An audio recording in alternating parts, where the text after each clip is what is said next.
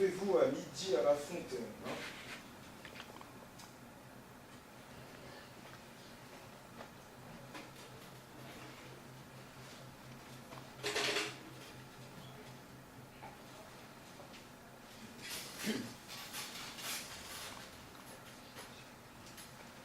Bonjour, cousin.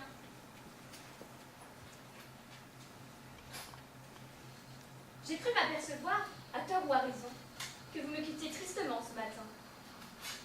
Je vous ai refusé un baiser. Le voilà. Maintenant, vous m'avez dit que vous seriez bien à l'aise de causer de bonne amitié. Vous ne savez pas la raison pour laquelle je pars, et je viens vous la dire.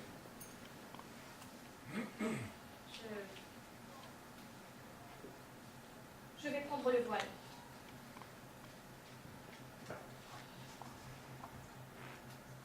Trouvez-vous que j'ai raison de me faire religieuse?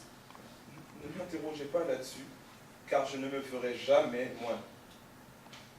Dites-moi, avez-vous eu des maîtresses? Pourquoi cela?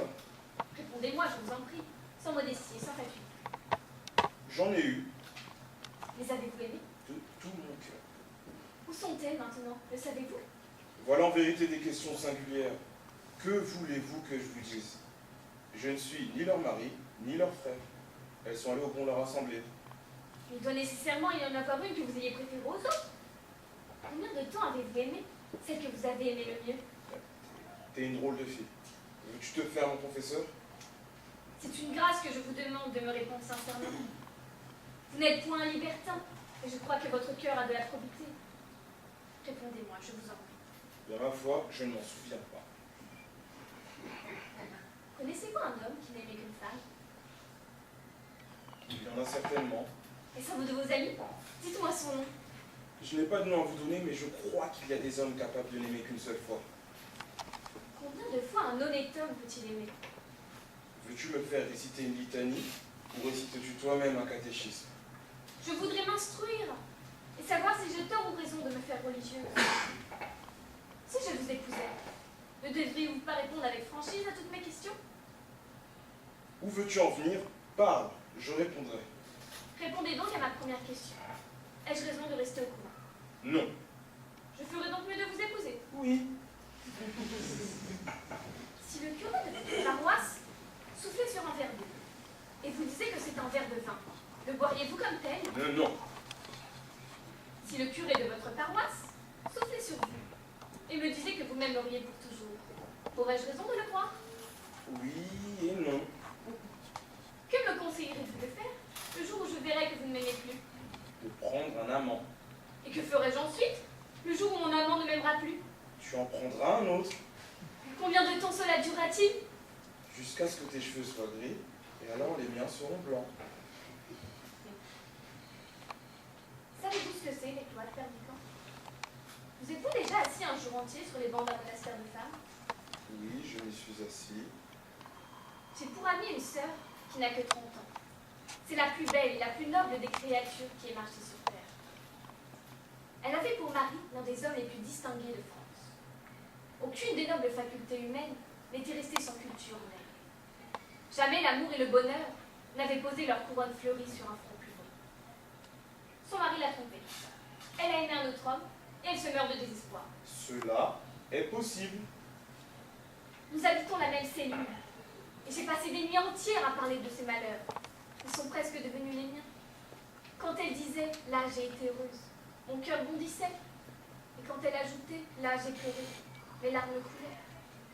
Mais figurez-vous quelque chose de plus singulier encore. J'avais fini par me créer une vie imaginaire. Cela a duré 4 ans. Mais ce que je voulais vous raconter comme curiosité, c'est que tous les récits de Louise, toutes les fictions de mes rêves, portaient votre ressemblance. Ma ressemblance à moi. Oui, et cela est tout naturel. Vous étiez le seul homme que j'eusse connu. En vérité, je vous ai aimé, Père Nicolas. Quel âge as-tu, Camille? 18 ans. Oh, j'écoute. Il y a 200 femmes dans notre couvent, et un petit nombre de ces femmes ne connaîtra jamais la vie. Et tout le reste attend la mort. Plus d'une parmi elles sont sorties du couvent comme j'en sors aujourd'hui, vierges et pleines d'espérance. et elles sont revenues quelque temps, vieilles et désolées. Que pensez-vous de ces femmes, Perdicant? Ont-elles tort ou ont-elles raison? Je n'en sais rien. Il s'en est trouvé quelques-unes qui m'ont conseillé de rester vierge. Et je suis bien aise de vous consulter. Croyez-vous que ces femmes auraient mieux fait de prendre un amant et de me conseiller d'en faire autant? Je n'en sais rien. Vous aviez promis de me répondre. J'en suis dispensé tout naturellement et je ne crois pas que ce soit toi qui parles, Camille. Cela se peut. Il doit y avoir dans toutes mes idées des choses bien ridicules. Il se peut que l'on m'ait fait la leçon et que je ne sois qu'un perroquet mal appris. Tu as raison de te faire religieuse. Vous me disiez non tout à l'heure. Je dis non, cela est possible. Ainsi vous me le conseillez. Ainsi tu ne crois à rien. Lève la tête, Perdicant. Quel est l'homme qui ne croit en rien? En voilà un. Je ne crois pas à la vie mortelle, ma sœur chérie. Les religieuses t'ont donné leur expérience, mais crois-moi, ce n'est pas la tienne. Et tu ne mourras pas sans aimer. Je veux aimer, mais je ne veux pas souffrir.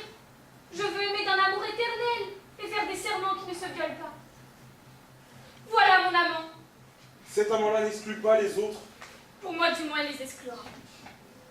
Écoutez-moi, Perdicant. Retournez à la vie. Et tant que vous serez heureux, tant que vous aimerez comme on peut aimer sur terre, oubliez votre sœur Camille.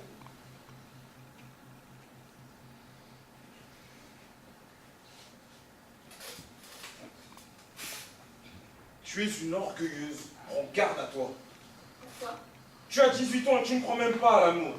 Et croyez-vous, vous qui parlez? Voilà courbé près de moi, avec les genoux qui se sont usés sur les tapis de vos maîtresses, dont vous ne connaissez même plus le nom. Qu'est-ce donc que le monde?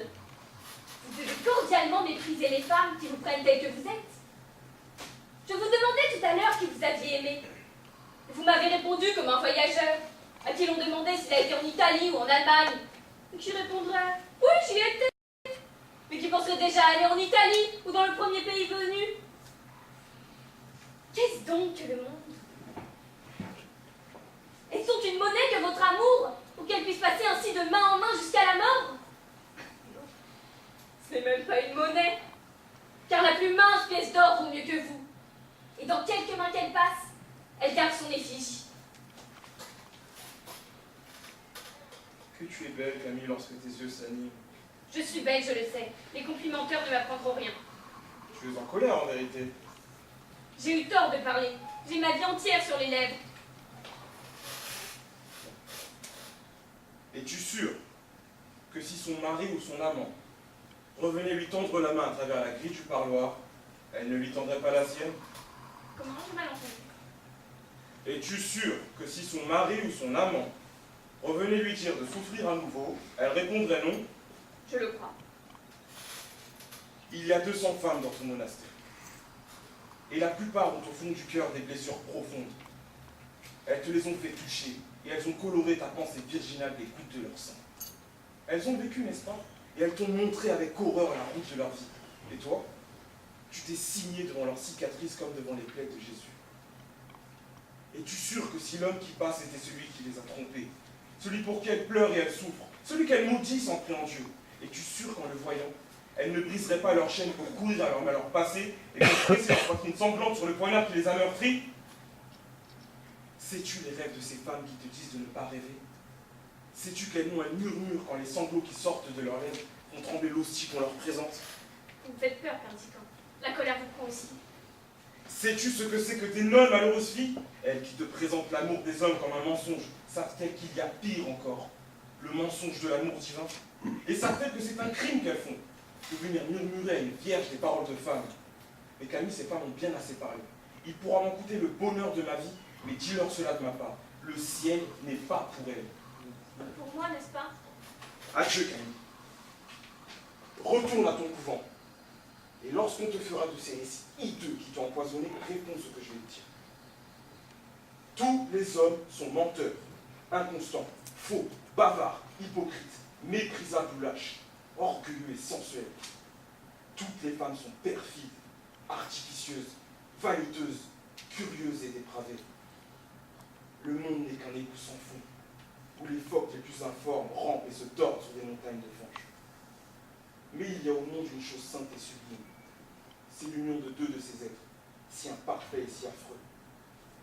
On est souvent blessé en amour, souvent malheureux, mais on aime. Et quand on est au bord de sa tombe, et qu'on se retourne pour regarder en arrière, on se dit, je me suis trompé quelquefois, j'ai souffert souvent, mais j'ai aimé. C'est moi qui ai vécu, et non pas un être factice créé par mon orgueil et mon ennui.